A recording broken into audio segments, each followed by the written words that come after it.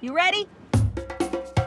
For many of us, financial worry is part of our daily lives, especially for women, immigrants, and others in the Latinx community who are dealing with things like structural barriers that prevent us from ever feeling successful or even just at peace financially. But it doesn't have to be that way.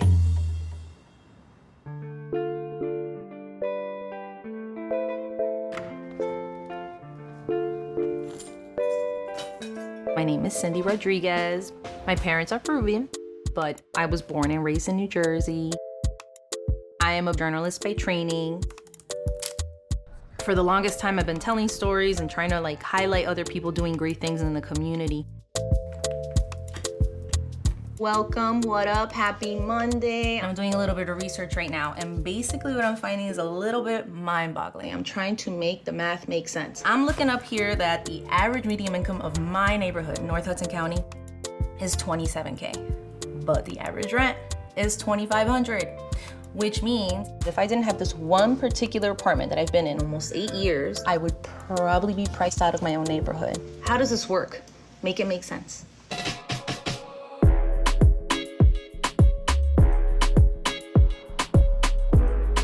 iDinero is a space where you will learn about the things you didn't get to learn growing up when it comes to money, and what you are going to do to level up so you can build generational wealth for yourself and for your family. Vamos a hablar de dinero, francamente, para poder aprender juntos, como familia, con sus tías, con sus primas, porque así nos podemos apoyar.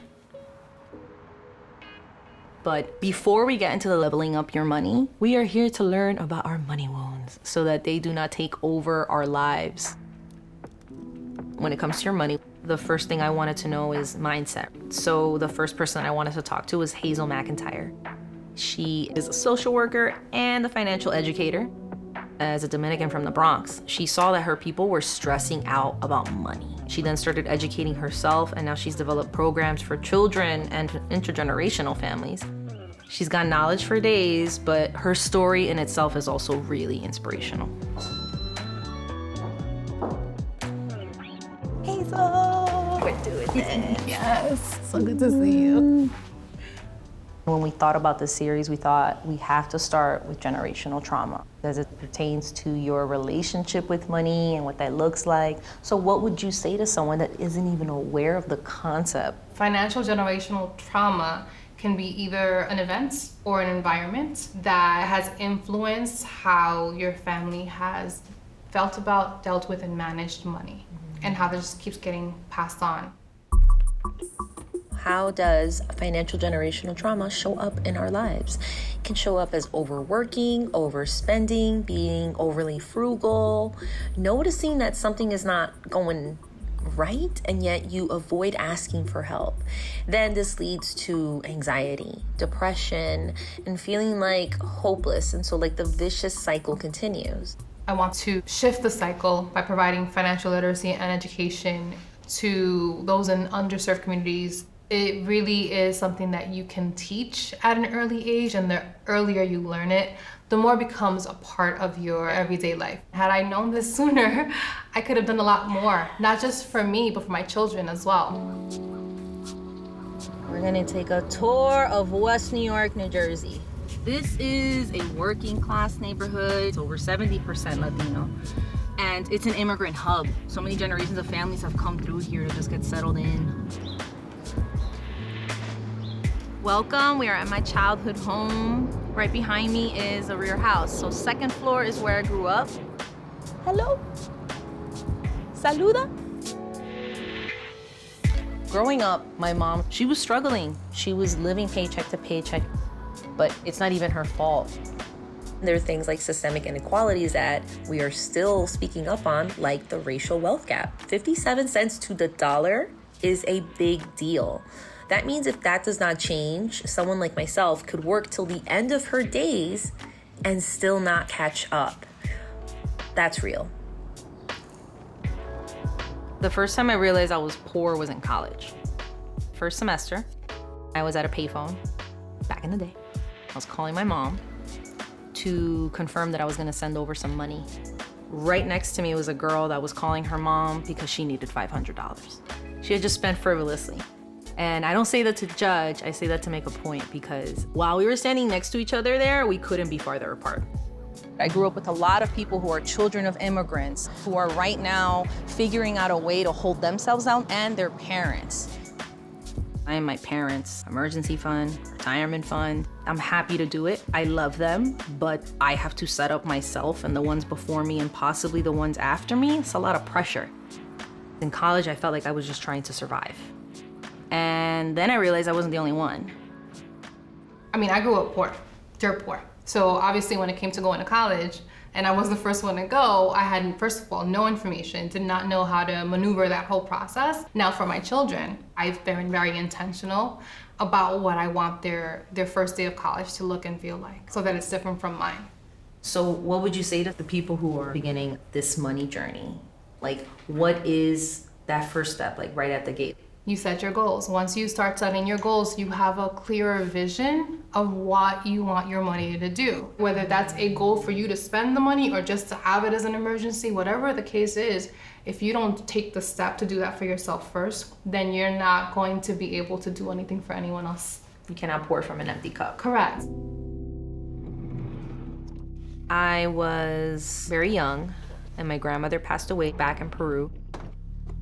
I remember my mom talking on the phone with my aunt, like, I don't know what to do. I don't have money to do both. And in my head, I'm like, what's both? Both meant either sending money or going to the funeral herself. She couldn't afford to do both. So painfully, I remember my mom, and it still hurts to this day, like, she sent the money. Like, she couldn't afford to go to her mom's funeral.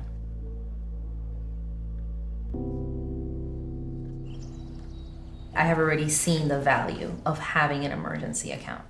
But I feel like this message isn't entirely getting to the next generation. Having those extra accounts of funds that are available for just in case, it's just huge. Huge. At my age, I would say my emergency account needs to be 6 to 9 months of my expenses. It's really about covering yourself for those unexpected situations. That could be from something as simple as your car breaks down to losing your job. But life happens, and so. Life happens. For a lot of people, they carry around this like guilt and shame of not knowing this information. Like, what would you say to people that really are dealing with that right now? Give yourself grace, because it's never too late. What you are doing now is better than you never having learned it at all. And so wherever your starting point is, it's about that journey. So Cindy, this is your starting point. Yes. Your journey starts now. You write that book. By nature, whenever I learn something, I immediately want to share it. That financial freedom, like if I can't feel it, I want my niece to feel it. I have some throwbacks. I don't have any children. She's my descendant. Like, she is somebody that I would love to pass this information on to, so she does not have to go through the things that I went through. I love seeing photos like this.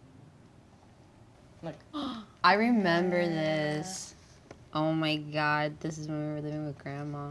I didn't realize you were living with Grandma at this time. Yeah. Because I saw Grandma struggle growing up when you were born, I wanted to teach you things that I didn't get to learn. Yeah. My family, like, my parents didn't even teach me about credit cards. You know, I think that was like the first thing I said to you when you were 18. Like, please do not run out and get a credit card just because. Like, have a plan. I grew up watching my mom rely on credit cards. She used it as a form of getting her out of emergencies. So when I grew up, that's how I started using them. And I got into debt real quick. Yeah. A lot of the things that you said, I feel are probably big reasons why, like, I'm not, like, in so much debt.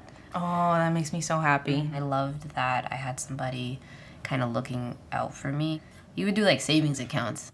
I wanted you to just get the concept of like, oh, if I just wait a little bit, I can have more money later. I definitely didn't grow up with that. So like, that's why certain Christmases I'd be like, you want $50 now? Or do you want me to put 100 in your savings? Like little things like that. I was like, let me at least introduce this idea.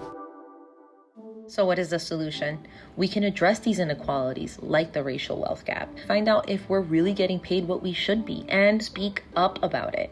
Second, is getting our financial literacy on, educating ourselves as best we can, and remembering to be super compassionate with ourselves on that journey. Third is going to be community support. So whether you join one or create your own, there is a lot of power in sharing your story in safe spaces. Do you have an emergency savings? By emergency savings, I mean like you have 1K put away somewhere in case something happens. To be honest, within the past year, I blew out my savings because I was in love. Now I just need to kind of get back to where I was previously. I think something that would give you a sense of safety would be to have that savings account. Even if you just start out with like, my goal is $500. Not that I just made a goal for you, but I think I did. You know, just to start out slow. All right, I'm done. Good. Very grateful that I have you in my life, knowing the person that you are, not being afraid to talk about money. It's not your fault, especially within the BIPOC community, that you don't know this. The systems that we live in don't necessarily make this kind of information accessible. Don't stay quiet. There's gotta be one person you trust that you can tell your story to. So now that we have the emotional basics down, please tune into the next episode because we're gonna break down budgets in a way where you don't deprive yourself of joy.